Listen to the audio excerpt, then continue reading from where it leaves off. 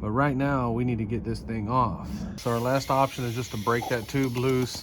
That way we can get a socket on either end. But I was watching a video where a guy got an air hammer with a point and did it like right there and knocked this thing loose.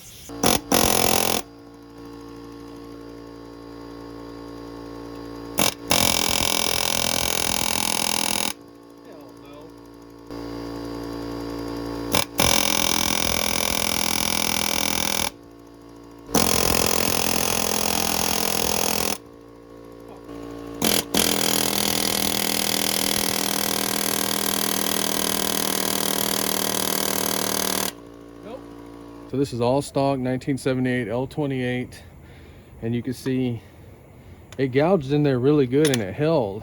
It just didn't break them loose at all in any way. So the one they got off on that truck must have been a very easy one.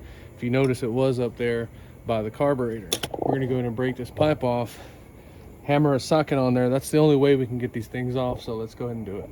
So then I came around over here and noticed there was a crack in it. The screws for the shield won't even come off. So hopefully we can just finish breaking it. Damn.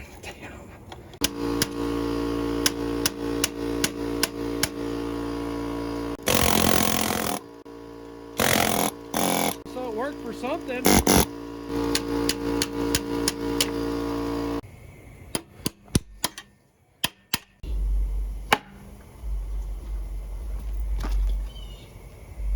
That did not get it off. Maybe there's no videos of it because of how difficult it is. And doing this inside the car, I don't know. You're on your own.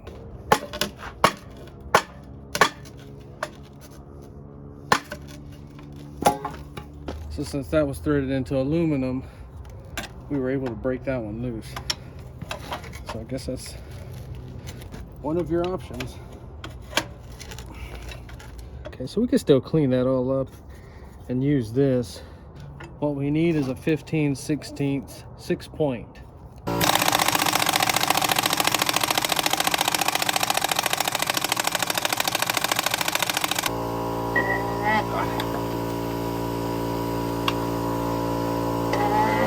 Damn.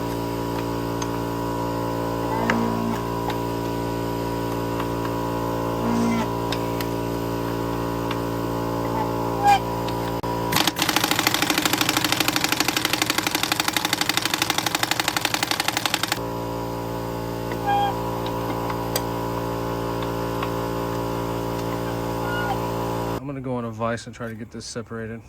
And yeah, this is getting its own video because I wanted to show that stupid air hammer trick that did nothing for this, absolutely nothing. And you can see how deep we were gouging into it with that air hammer. I've used that thing many times. I've had that air hammer for 20 years, so it's not like this is my first time using it. So the impact wouldn't move it.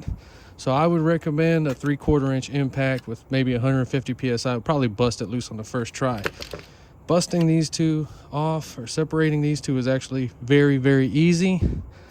So in the future, I would bust this bigger one off and then go from there first. That way you could at least get the manifold off. I'm guessing that's how they did it when they rebuilt this engine the first time.